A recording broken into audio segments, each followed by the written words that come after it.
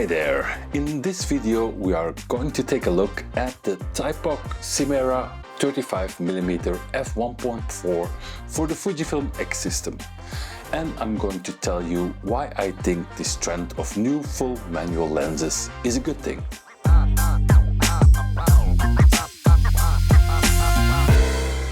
Now, Thypoch reached out to me and asked if I wanted to test one of their lenses, and as I've heard good things about these lenses, I said yes.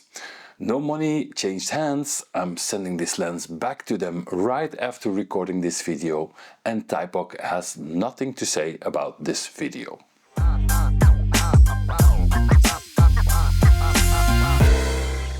Thypoch is a relatively new player on the lens market, but they seem to be off to a good start.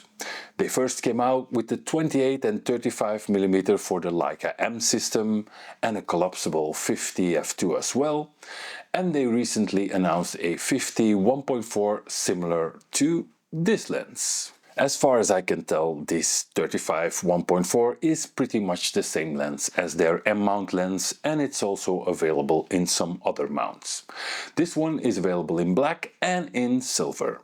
At around $700, this may be a cheap lens in the Leica universe, but it's not exactly a budget option for APS-C cameras, knowing that you won't get things like autofocus or weather sealing.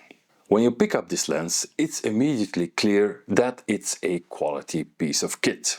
It's all metal, and although it's not heavy, it feels very solid. It comes with a metal back cap, a metal hood and metal lens caps for use both with and without the hood. The focus mechanism is smooth, with just enough resistance and the right focus throw for quick yet accurate focusing. The focus tab allows you to focus faster than just twisting the barrel. The aperture ring has this D-click mechanism, so you can choose to feel the clicks, which I prefer for photography, and when D-clicked it transitions stepless, which is great for video. Personally, I'd like the clicks to be just a bit more firm and positive. One of the benefits of real manual lenses is that you get a depth of field scale. Thypoch has employed this rather cool and satisfying system of red dots to indicate the depth of field. As you close down the aperture, these red dots change, and it gives you a good indication of which portion of your distance scale will be in focus. I've played with this lens for about 2 months, and although I can't tell for sure, this lens feels like something that can stand the test of time.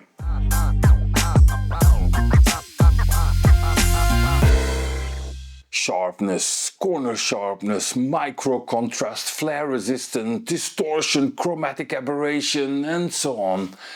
Those are not unimportant. But I feel like these measurable characteristics are often overrated. There are many variables that can be measured that form the character of a lens. In the movie industry, lenses are chosen for their look rather than their technical perfection.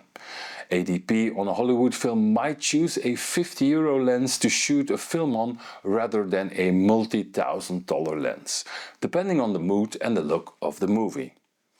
And in my opinion, we photographers could learn something from the approach of filmmakers. Generally, we focus too much on technical perfection. I personally have about 7 or 8 lenses that cover that 50mm full frame equivalent, and I'll pick the one that will best fit the subject that I'm shooting. So where does the Thypoch 35mm stand on image quality and character? I guess it fits somewhere in the middle.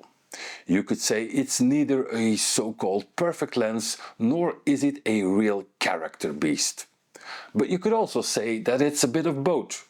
Reasonably perfect, yet with some character. Now technically it's a pretty solid performer. My Fujinon 33mm probably is still a bit sharper, but the Thypoch holds its own. The lens has character, but not as pronounced as some vintage lenses or some of the cheaper options on the market. But I particularly find it to render out-of-focus highlights really nicely. It has a subtle bloom effect on those highlights. The bokeh is nice, but maybe a bit on the busy side when there's a lot of detail in the background. I'd love to compare this setup with the same lens on a full-frame camera, because for some kind of reason I think the qualities of this lens would be even more pronounced on a full-frame camera than on an APS-C Fujifilm system.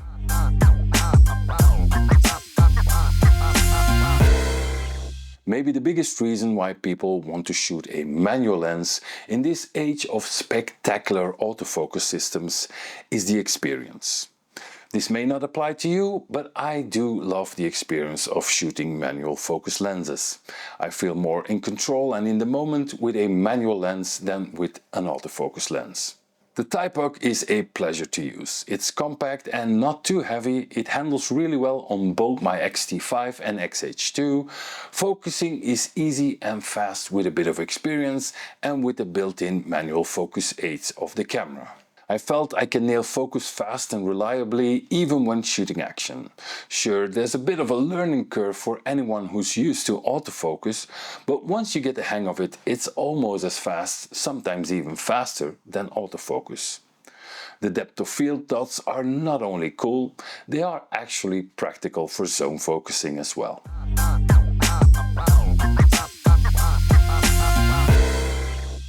These days I shoot manual focus lenses more often than ever. It makes me feel more connected to photography.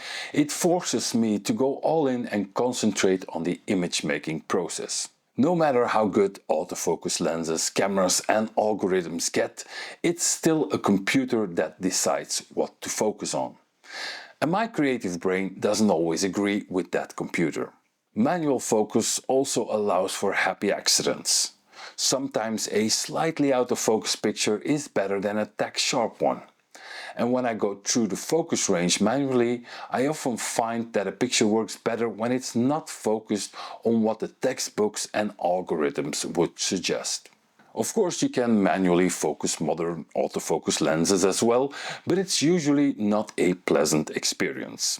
As most modern lenses are focused by wire, your focus ring is basically just a switch that controls the focus motors inside the lens. This creates delays, jerky transitions, there are no hard stops on the focus range, and you usually don't get focus distances or depth of field scales on the lens itself. Nothing beats the tactile feeling and control of a real manual focus lens. There are many great vintage lenses on the market, but I'm happy we are seeing a revival and a lot of new manual focus lenses.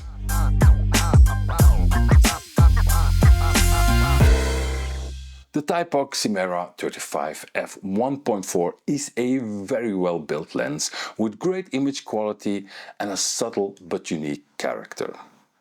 It's a pleasure to use and I think it looks pretty rad as well.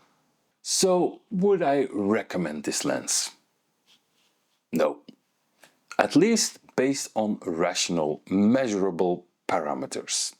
For about the same price you can get the Fujifilm XF33 f1.4, which has great autofocus, weather sealing and is probably a bit sharper still.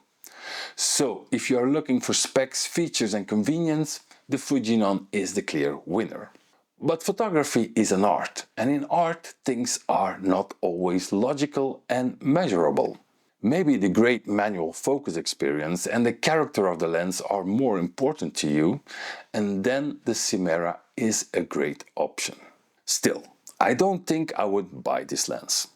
At least not in the Fujifilm X mount. Now hear me out. I would get this lens or any of the Thypoch lenses in the Leica M mount.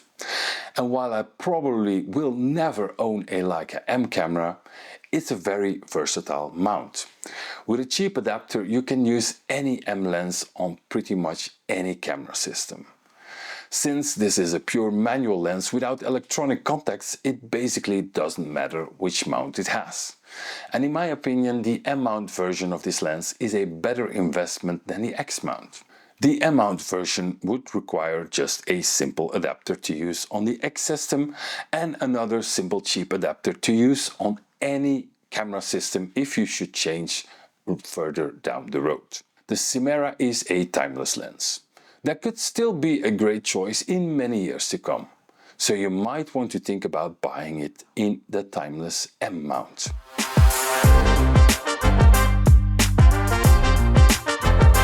that's it for this video. Thanks to Thypoch for letting me try this lens, and I hope to test out some of their other lenses in the future as well. And thank you for watching this video. I'll see you in the next one. And if you want to stay informed about my projects, workshops, videos and more, feel free to subscribe to my email newsletter.